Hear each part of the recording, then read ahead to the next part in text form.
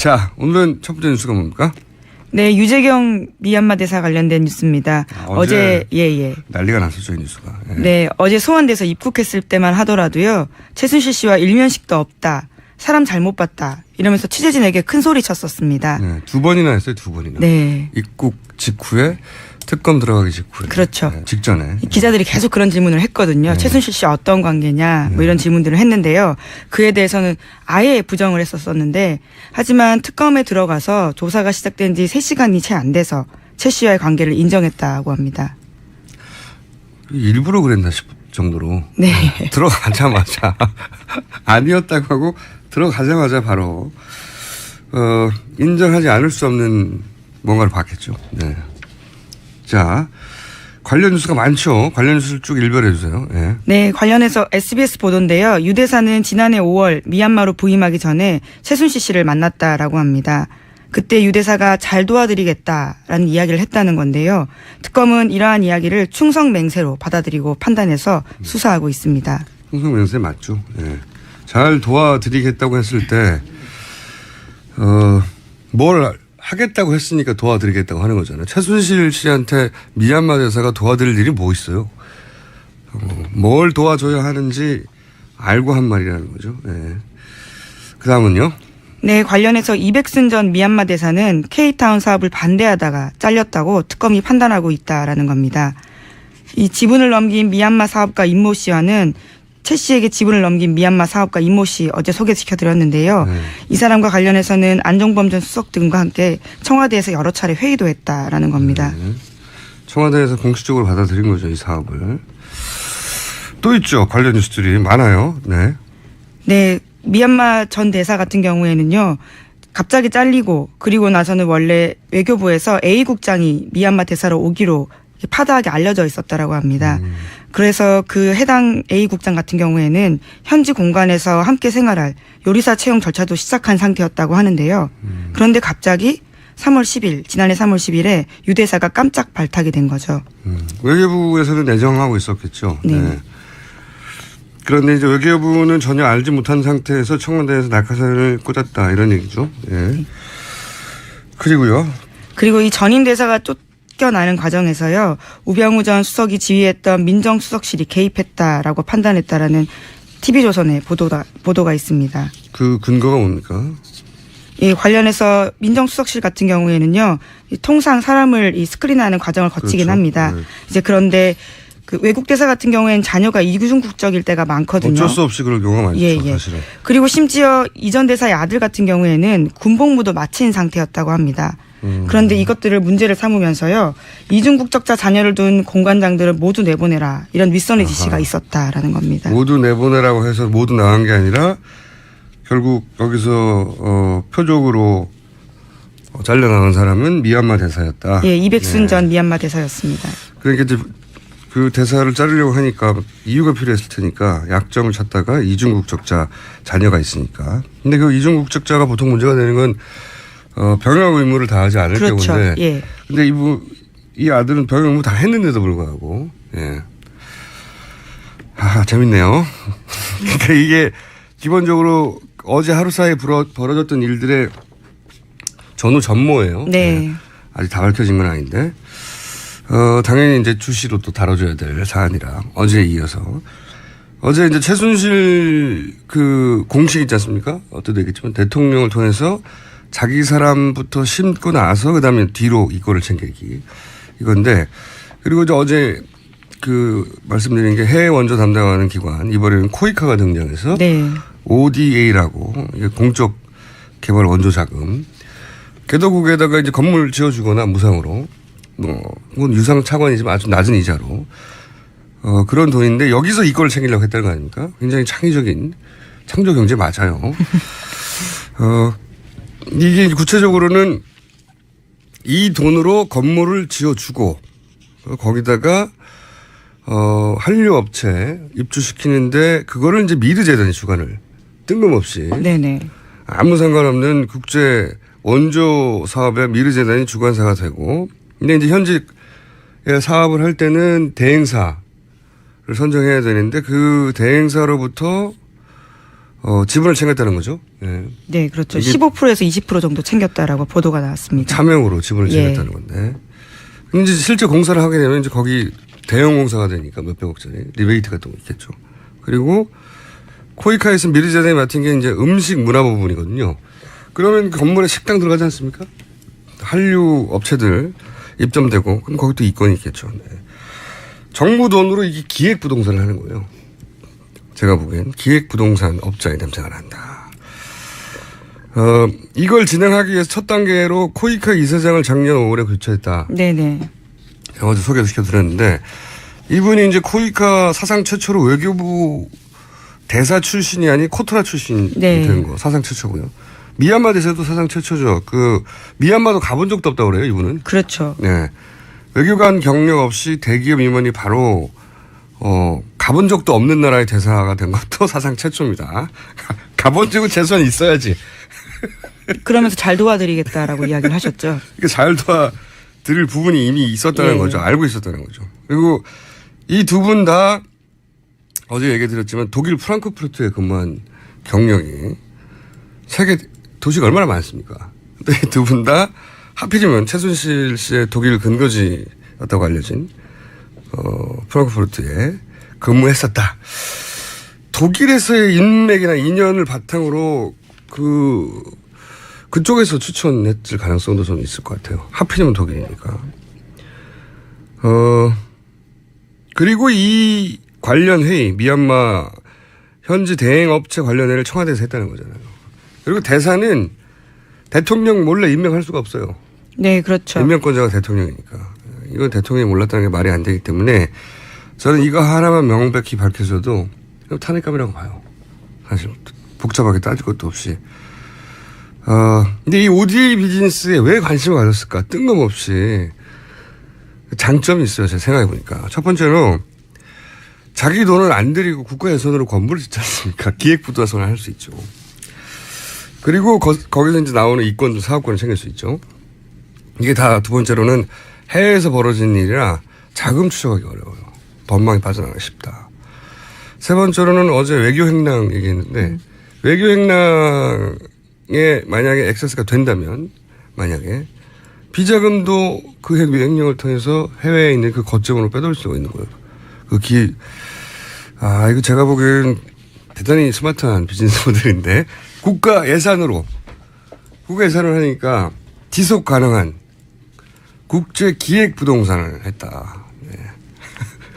스마트합니다. 이건 누가 기획했는지 모르겠어요. 최순실 씨 혼자 했다고는 믿기지 않거든요. 네. 또 한 가지 포인트가 미얀마 대사 이번에 문제되기 이전에 네네. 대사가 됐던 문제가 됐던 대사가 베트남이었죠. 예, 전대주 전 대사라고요. 네. 그래서 제가 이제 미얀마, 베트남 이런 동남아 국가들에 대한 최순실 관심이 혹시 개성공단과 관련 있는 건 아닐까? 대체공단. 이런 지역에서 대체공단 얘기 많이 나왔으니까 어제 제가 최초로 단독으로 네네. 혼자 추정했는데 제가 그런 추정을 한 이유가 오늘 시간이 조금 더 있으니까 한 1분 정도 제가 그것만 가지고 얘기한 게 아니라 이제 개성공단 폐쇄되고 베트남으로 실제 대체공단을 옮긴 업주들이 많거든요. 네네. 정부에서 그런 설명회도 했었습니다. 네. 네. 그래서 이 대체공단 프로젝트에 최순실 씨 그림자가 없는가 확인해 볼 필요가 있다고 제가 말씀드렸는데 오늘 몇 가지 추가하자면 이제 코이카 이사장이 바뀐 작년 5월이에요. 어디에도 나오지 않는 저 혼자의 추정이니까 근거는 그냥 미약하다고 보시고 근데 제가 초기 이런 건데 좋거든요. 코이카 이사장이 작년 5월에 바뀌고 첫 번째 한 임무가 뭐였냐면 대통령 아프리카 순방에 따라가는 거였습니다. 동행이었는데. 근데 이 아프리카 순방이 되게 이상한 순방이었거든요. 당시가 어떤 때냐면은 5월 26일 작년 27일 뭐가 있었냐면 G7 회의가 일본에서 있었어요. 당시 그 회의의 주요 주제가 북핵이었습니다. 그리고 이 회의가 당시 상반기 아시아에서 가장 큰 국제회의였어요.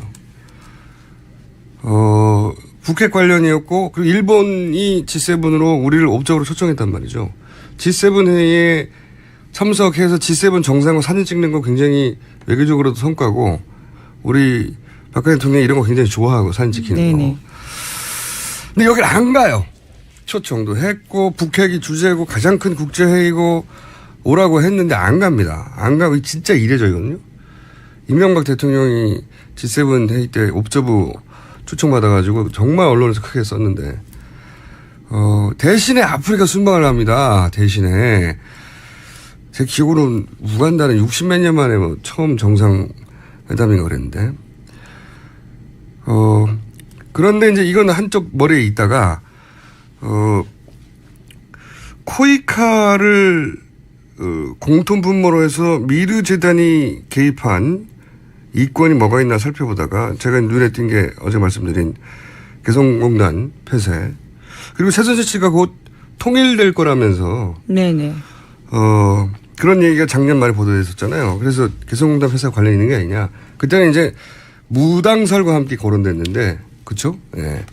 근데 저는 좀 다르게 본 게 최순실 씨는 이권 없이는 움직이지 않더라고요. 보니까 어디든 움직이면 이권이 있어요. 그래서 개성공단 대체공단으로 동남아 진출한 공장들을 눈여겨보다가 혹시 아프리카에 이 대체공단과 관련이 없을까 하는 뜬금없는 제가 연상을 하며 자료를 찾다 보니까 아니나 다를까 개성공단 폐쇄 직후에 그 개성공단 사장단과 함께 통일부가 대체공단을 물색하는 목적으로 첫 방문한 국가들이 케냐, 이디오피아예요. 와, 이때 제가 냄새가 난다. 응? 케냐, 이디오피아의 개성공단, 대체공단을 찾으러 갔다는 거 아십니까? 아니요, 처음 들었습니다. 처음 들었죠. 예, 예. 네. 그 멀리까지 대체공단을 찾으러 갔나요? 저도. 예, 아프리카까지. 그래서 제가 무슨 생각했냐면 개성공단이 폐쇄되어서 케냐, 이디오피아까지 대체공단을 찾으러 간 거냐 아니면 대체공단 사업과 관련한 이권을 위해서 개성공단을 폐쇄한 거냐 이 관점에서 관점 완전히 바뀌는 거죠. 개성공단 폐쇄 사건을 바라볼 필요가 있다. 여기까지 특검이 진도가 나갈 수 있을지 모르겠는데 꼭 한번 나가봤으면 좋겠고 그래서 특검은 연장돼야 된다는 주장을 다시 한번 합니다. 여기까지 하고 자 다음 뉴스는요. 네, 블랙리스트 관련된 뉴스입니다. 김종덕 전 문체부 장관 등의 공소장에 보면 박 대통령이 블랙리스트 공범으로 규정됐다라고 하는데요. 그 근거는 박 대통령이 2013년 9월에 수석비서관 회의에서 이렇게 말을 합니다. 국정지표가 문화융성인데 좌편향 문화예술계에 문제가 많다. 특히 롯데와 CJ가 투자자가 협조를 하지 않아 문제다. 이렇게 이야기했다라고 합니다. 아, 이거 박근혜 대통령 수석회의에서 직접 그런 말을 했네요. 좌편향의 문제가 많다. 네. 특정 기업을 콕 찍고요. 네. 그리고 나서 이 특검의 판단은 김기춘 전 비서실장이 나섰다는 거 아닙니까? 네, 그렇습니다. 2014년 1월에 김 전 실장이 이런 이야기를 하는데요. 우파가 좌파 위에 떠있는 섬의 형국이니 전투 모드를 갖추고 불태전의 각오로 좌파 세력과 싸워야 한다. 이렇게 이야기했다고 합니다. 대통령이 문제의식을 얘기하고 김기춘 전 비서실장이 그러면 불태전의 각오로 싸워라 하고 나서 블랙리스트 문건이 만들어지기 시작했다는 거죠. 네네. 더 구체적으로요. 예. 전후 과정이. 그래서 그 블랙리스트 문건은 근데 문화예술계뿐만 아니라 전방위로 작성됐다고 하는 얘기들이 나왔었잖아요. 네. 한겨레 신문 보도인데요. 청와대가 모든 수석실이 참여하는 민간단체 보조금 TF를 만들어서 그 463개나 되는 정부위원회를 전수조사하는 방식으로 좌편향 인사들을 걸러내기 시작했다라는 겁니다. 그러니까 정부에서 자금을 지원하는 위원회가 463개나 되는군요. 네. 그 위원회를 전수조사를 해서 조금이라도 정부, 그러니까 박근혜 정부죠. 박근혜 정부의 비판적인 이야기를 했거나 이런 사람들 다 걸러내기 시작했다는 거죠. 전수조사. 네네. 대단하네요. 그렇게 해서 8천여 명. 그렇게 해서 곤란한 게 예, 곤란해졌다고 합니다. 대단하네요. 예. 이 블랙리스트 건도 전후 과정이 밝혀지면 이것도 당연히 탄핵 사안이죠. 근데 박근혜 대통령이 어떤 식으로 연루됐나 보도된 적이 없는데 박근혜 대통령이 좌편향 문제 많다고 수석회에서 얘기를 했군요. 네네. 그리고 나서 김기춘 전 비서실장이 나서고 불태전의 각오로 싸워라 하고 그 불태전의 각오하에 모든 수석실이 참여하는 전수조사를 하고 여기에 최순실 씨도 관여했다고 하는 보도들도 나오고 있죠. 예, 그러니까 계속해서 그 블랙리스트를 직접 받아봤다라는 보도가 나왔었습니다. 그것도 있는데 어쨌든 문화예술 분야에 가깝잖아요. 사실 네네. 본인들이 했던 미르재단의 사업이. 그래서 본인의 사업에 방해가 되는 업체나 기업들을 블랙리스트에 넣어서 배제하게 만드는 방식으로 자신의 이권을 챙겼다고 하는 이 부분도 특검이 다루고 있겠지 아마도. 그런 보도가 간간히 나왔었는데. 그리고 김기춘 전 비서실장은 그런 식으로 해서 구속이 됐고 또 추가적으로 조윤선 전 장관의 활약성은 안 나왔나요? 네, 관련해서 공소장에 또 기재되어 있는데요. 2014년 10월에 부산국제영화제에서 다이빙벨 상영이 결정되자 조 장관이 이런 지시를 합니다. 다이빙벨 상영관의 전좌석 관람권을 일괄 매입해서 시민들이 관람하지 못하게 하고 상영 후에는 이를 폄하하는 관람평을 달도록 하라라는 지시를 했다라는 겁니다. 자사권을 다 사가지고. 네. 표를 사줬으니까 살짝 고마워야 되는 게 아닌가 싶기도 하고. 어쨌든 아무도 못 보게 표를 다 샀다 하는 거죠. 거기다 관람평, 속칭 별점 테러라고 하죠. 별점 테러. 예. 폄하하는 관람평을 달도록 하라라고 해서요. 뭐 0점, 0.1점 뭐 이런 식으로 별을 달게 하는 거죠. 포탈에. 예. 네이버 다음에 영화평 하는 데 있죠. 거기에 네. 별점 테러를 하라고. 네. 청와대에서. 이런 내용이 우리가 웃고 있지만 실제로 실행됐다는 거 아닙니까? 그렇죠. 2014년 10월에요. 예. 청와대에서 굉장히 자기들끼리 나라를 운영한다고 생각하는 사람들이 앉아가지고 참 고등교육 받고 변호사 시험도 합격하고 막 장관도 하고 이런 사람이 앉아서 별점 테러해. 아 너무 부끄럽네요. 수준이 낮아가지고 관람표 폄하하는 관람표를 달도록 하라. 어떻게 못 보게 하죠? 자석을 다 사. 이거 아니에요? 진짜 이런 거 열심히 못 봤으면 좋겠네요. 자, 우리 청와대가 이런 거 했다는 게 알려지는 게 부끄럽습니다. 다음 뉴스는요? 김영재 원장 관련된 뉴스입니다. 김영재 원장 부부가 안종범 전 수석 부인에게 명품 가방을 선물하고 시술을 선물했다라고 하는 건데요. 김 원장 부인이 세운 회사에 15억 상당의 연구비를 안 전 수석이 특혜 지원하고 또 중동 진출까지 도왔다라는 의혹이 제기된 상태에서 나온 뉴스입니다. 아하, 김영재 원장은 7시간 시술로만 저희가 바라봤는데 김기춘 비서실장을 블랙리스트로 잡을 줄 누가 알았겠습니까? 김기춘 전 비서실장도 생각도 못했을 거예요. 예. 여러 가지 큰 사안들이 있는데 아니 그 명단 좀 작성한 걸로 내가 구속돼 이렇게 했을 텐데 김영재 원장도 7시간 시술만 막으면 된다고 생각하고 있었을 텐데 갑자기 이제 선물이 튀어나오면서 이게 좀 뇌물죄가 되는 거죠. 이렇게. 그렇죠. 예. 네. 아하. 특검이 참 영리해요, 보면. 예상치 못한 구속에서 훅 들어가서 구속시키고 구속되고 나면 사실 그 수사하기도 쉽고. 진술의 태도가 바뀔 가능성이 큽니다. 굉장히 높군요. 거기 예. 앉아 있으면 예. 마음이 많이 바뀝니다. 네. 그런데 이제 7시간 시술에 의혹이 있지 않냐는 것만으로 구속할 수는 없는데 뇌물이 분명한 명품 가방이나 대가도 분명히 있으니까요. 연구비도 없고. 그렇군요. 이분도 영장이 청구될 가능성이 높군요. 다음은요? 네, 어제 형사재판에서 나온 이야기인데요. 미르재단 사무부총장의 증언입니다. 최순실 씨와 최경희 전 이화여대 총장이 세 차례 만났고 그 자리에 본인이 배석했다라는 겁니다. 세 차례 만났다? 예. 네. 본인이 아는 것만 그런 거죠. 그렇죠. 예. 이 사무부총장이 아는 것만 세 차례 만난 거죠. 네. 네. 이분은 근데 학부모로서밖에 만난 적이 없다고 그랬잖아요. 우연히 들려서. 예. 네, 우연히. 예. 그런데 이제 최순실 씨가. 사업 관련한 일을 했다는 거죠. 네. 에콜 페낭디 사업 추진할 당시에. 장소도 특정이 됐나요? 네, 그렇습니다. 63빌딩과 같은 곳에서 만났다라고 이야기하고 있습니다. 그럼 당연히 통화도 많이 했겠네요. 예. 수십 차례 통화한 사실도 특검이 확인했다고 하고요. 이분이 이제 이렇게 구체적인 정황들이 있는데도 기각됐잖아요, 영장이. 그래서 이런 정황들을 다 기재했는데도 기각됐다면 그때 이제 둘 중에 하나다. 영장이 부실했거나 아니면 대통령과의 거리가 너무 가까운 거 아니냐, 부담스러운 거 아니냐라고 했었는데 가까워 보인다라고 저는 또 추정합니다. 네. 다시 청구돼야 되겠네요. 자, 다음은요. 반기문 전 총장이 촛불광장 민심을 두고요. 이런 이야기를 어제 했습니다. 광장 민심이 약간 변질된 면이 있다라는 건데요.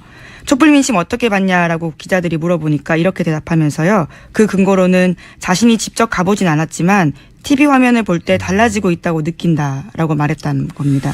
저는 그 기사 제목만 봤는데 어제 포털에 떠 있길래 이게 반기문 전 총장의 특징이 여실히 드러나는 워딩이라고 봐요. 그러니까 사실은 본인의 그 여실히 드러난다고 제가 지금 말씀드린 특징이 본인 지지율 추락의 근본적인 원인이에요. 제가 보기에는 광장 민심이 변질됐다라고 말하거나 광장 민심은 그대로다라고 하지 않고 약간 변질된 면도 있다. 이게 양쪽 다 걸치는 거잖아요. 촛불 민심도 무시하지 못하니까 변질됐다고만 할 수 없고. 그리고 이제 보수 진영, 강경 보수 진영도 눈치를 봐야 되니까 변질된 면도 있다고 해야 되고. 그래서 이제 워딩이 이렇게 어정쩡하게 돼버린 거죠. 자. 네네. 하나 둘 정도 제목을 소개할 수 있을 것 같습니다. 네, 박한철 헌법재판소장이 어제 퇴임했습니다. 황교안 대통령 권한대행이 새 헌재소장 후보자를 지명할지 관심이 쏠리고 있습니다. 안 쏠려요. 안 쏠리는데 네. 쏠리기를 원하는 거죠. 왜냐하면은 이게 만약에 황 대행이 새 소장을 지명한다면 이거는 어차피 국회 인준을 못 받아요. 다 반대하니까 야당이. 그리고 바른 정당도 반대할 테니까. 그런데도 이런 절차를 밟기 시작한다는 거는 목적이 단 하나거든요. 헌재 재판을 지연시키려는 목적이거든요. 네. 이건 이제 황 대행한테 굉장히 큰 정치적 결정인 거죠. 본인에게도 대선 출마한다면 그 박근혜 대통령을 살리려고 한 거 아니냐라고 하는 비판도 당연히 헌재 판결을 지연시키려는 정치적 목적 아니냐 당연히 받을 것이고요. 만약에 그렇게 된다면 아주 갇히게 되죠. 자기 후보의 확정성이. 그래서는 하기 어렵다고 보는데 여하간 이게 가장 제가 보기에는 효과적인 전술이에요. 지금 전방위로 지원하려고 노력하고 있지 않습니까? 근데 대부분 성공적이지 못할 거라고 보는데 황교안 대행이 이걸 선택한다면 전술로는 효과적이고 비난은 가장 크게 받는 부담스러운. 네. 오셨나요 이제? 우리 다음 이혜원 의원님께서. 네. 의원님이 안 와가지고 좀 길어진 거군요. 네. 김종인 전 대표가 순교하겠다는 얘기도 했죠. 네, 네, 그렇습니다. 독일 갔다 와서요. 16일 날 독일을 가는데 갔다 와서 거취와 관련된 문제를 결심하겠다 이렇게 밝혔습니다. 순교하겠다. 종교에 귀의하시나요? 네. 대선 출마를 하겠다는 얘기로 들립니다. 여기까지 하겠습니다. 시사인의 김은지였습니다. 감사합니다.